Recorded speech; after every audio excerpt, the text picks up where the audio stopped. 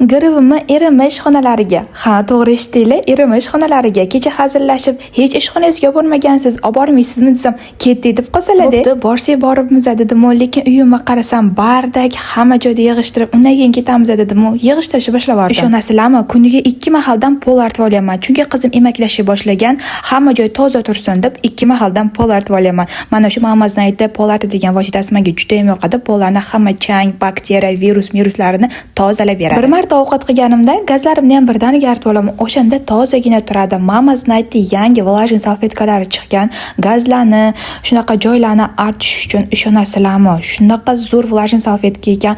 Qotib qolgan yog'larni ham birdaniga ketkizib berar ekan. Chunki u oddiy vlajin salfetka emas, toza bo'lish uchun har xil oqartiradigan yog'larga qarshi vositalar solingan. Mana uylarni ham chiroyli qilib tozalab bo'ldim. Endi bemalol ketishga tayyorgarlik ko'rsam bo'ladi. 40-100 yil oldin olgan shimim bilan koftichkamni kiyib olaman. Orada sochimni ukladka qilishga ham ulgurdim. Qoyilmisizlar? Undagi kiyimlarim 40-100 yil oldin olinmagan. Endi 25 ga kirgan bo'lsam, 2 yil oldin Xitoydan zakaz qilgandim. Nimaga hamma narsangizni Xitoydan olasiz deysizmi?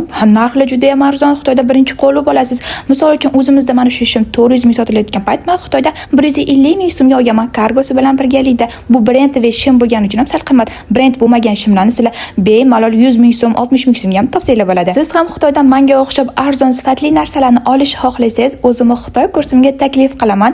Xitoy kursiga yozilish uchun Telegramga yozinglar. Ustimdagi mana shu paltoni ham Xitoydan zakaz qilganman. Men tayyorman. Endi qizimni tezlikda kiyintirib olaman. Biz yaxshi ko'rib ishlatadigan taglik bu Mamaz'ning tagliklari gipoallergeniya, allergiya toshtirmaydi. Maza qilib farzandinglar kiyib yuradi, popachasini ham pishirib qo'ymaydi. Mana biz ketishga ham tayyor bo'ldik. Mana shunaqa katta sumkamni olib olaman. Bu sumkaning ichida mani narsalarim bor deb o'ylaysizlarmi? Yo'q, adashasizlar. Hammasi qizimning narsalari bor. Menga hali ham obuna bo'lmadingizmi? Obuna bo'lib qo'ying. Profilimda sizga kerakli bo'ladigan foydali videolarim juda ham ko'p.